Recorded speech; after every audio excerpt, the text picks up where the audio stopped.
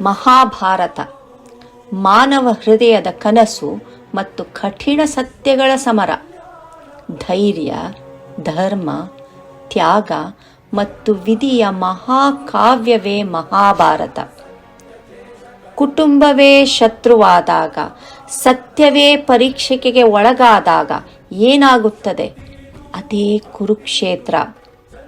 ಕುರುಕ್ಷೇತ್ರ ಹೊರಗಿದೆಯೋ ನನ್ನೊಳಗಿದೆಯೋ ಅದೇ ಜೀವನದ ಒಗಟು.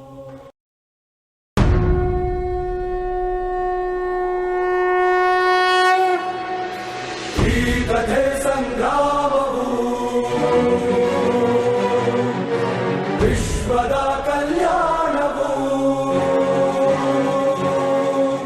ಧರ್ಮ ಅಧರ್ಮ ಆದಿ ಅನಂತ ಸತ್ಯ ಅಸತ್ಯ ಕೇಶ ಕಳಂಕ ಸ್ವಾರ್ಥದ ಪರಮಾರ್ಥದ ಕಥೆ.